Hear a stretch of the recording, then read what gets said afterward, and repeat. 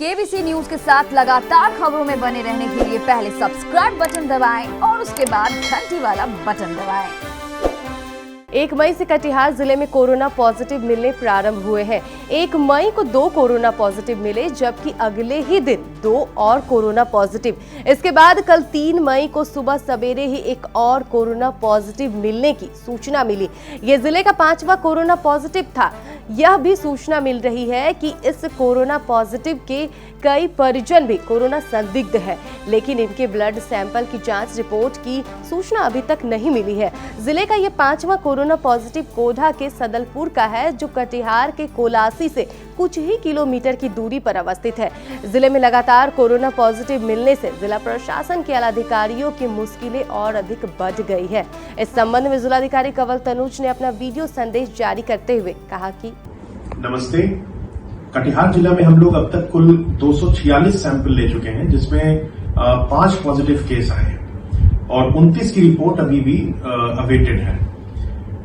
इन 5 positive case में मुख्य रूप से बात यह है कि 3 लोग हैं वो दिल्ली या गुड़गांव साइड से आए हैं, एक व्यक्ति पटना से आए हैं और एक लड़की है जो कुरसेला क्षेत्र की है, लेकिन उसके पिताजी उसी क्षेत्र के हैं, नोएडा साइड के ही हैं।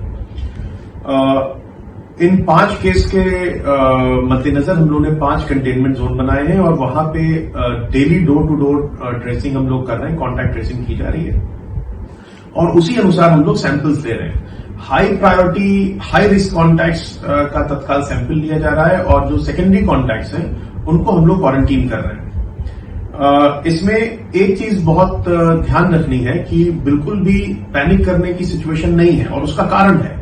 पैनिक इसलिए नहीं करना है कि जो बाहर से लोग आ रहे हैं वही लोग मेन पॉजिटिव दिखे हैं और जो लड़की है उसके भी फादर आए थे मार्च में और 10-11 दिन यहां रुक के तब वो गए हैं और उसके अतिरिक्त भी हम लोग कॉन्टैक्ट ट्रेसिंग कर रहे हैं कि प्राइमरी कैरियर अगर कोई और हो सकता है तो उसको भी हम लोग लोकेट कर रहे हैं। कहने का तात्पर्य यह है कि ये लोग इसीलिए ट्रेस हो पाए हैं क्योंकि प्रशासन सजग था और प्रशासन के अंतिम छोर तक को ये मैसेज था कि कोई भी बाहर से आएगा तो वो छुपा हुआ ना रहे, उसको हम लोग ट्रेस करके और समय पे ले आए। तो यही हुआ। जो कदवा में महिला आई वो अपने परिवार के साथ एम्बुलेंस से आई थी, तो उनको तुरंत ट्रेस किया गया और स्थानीय प्रशासन ने उनको चिन्हित करके सैंपल के लिए भेजा। उसी प्रकार से कदवा में जो दूसरे व्यक्ति हैं वो गुड़गांव से आए हैं, उनको भी जैसे ही लोगों को पता चला प्रशासन को कि ये बाहर से हैं तो उनको ट्रेस करके सैंपल के लिए भेजा गया। जो कोढ़ा में आए हैं उनके साथ भी यही स्थिति थी, उनको भी ट्रेस किया गया। जो पटना से आए हैं वो रात में पहुंचे और सुबह प्रशासन ने ट्रेस कर लिया।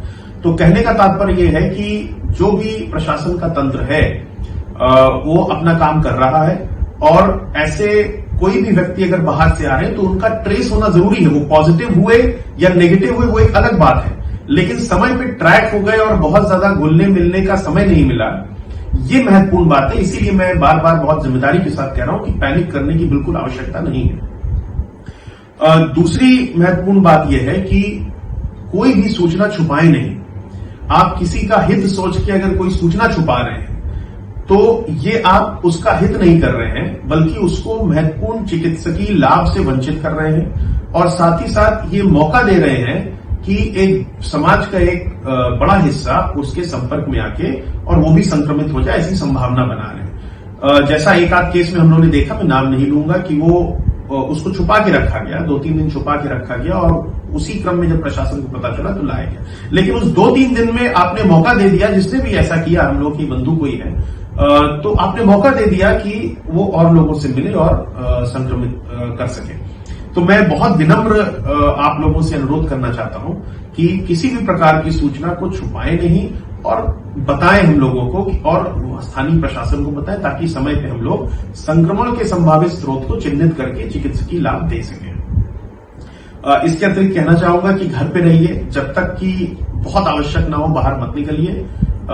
बाहर नहीं निकल के हम लोग इस वायरस की, आपने कई बार सुना होगा, ये वायरस जीवित रहता है एक व्यक्ति से दूसरे व्यक्ति में जाके। इसकी चेन बनी रहेगी तो ये जीवित रहेगा, इसको पोषण मिलता रहेगा। जैसे ही हमने इसकी चेन तोड़ दी, हमने इसके पोषण को बाधित कर दिया और ये वायरस समाप्त हो जाएगा। तो हम लोगों को बहुत समझदारी के साथ में इस वायरस को समाप्त करने के लिए बहुत कॉन्शियस डिसीजन लेना है कि हम लोग घर में रहें और इस वायरस को पनपने का मौका ही ना दें, इसको खत्म कर दें। और मैं बिल्कुल आप लोगों को आश्वस्त करता हूं और आप लोगों का सहयोग की अपेक्षा करता हूं और ये कहना चाहता हूं कि हम लोग बिल्कुल भी नहीं घबराएंगे और पूरी तरह से हम लोग मजबूती से इसका सामना करेंगे और हर संभव प्रयास करेंगे, लड़ेंगे, अंत तक लड़ेंगे, इस वायरस के अंत तक लड़ेंगे। और जो हम लोगों को प्रिकॉशंस लेने उसका प्रिकॉशन लेते हुए एक समझदारी से हम लोग इस संघर्ष में जरूर विजयी होंगे। बहुत बहुत शुभकामनाएं, हम सब आपके साथ हैं।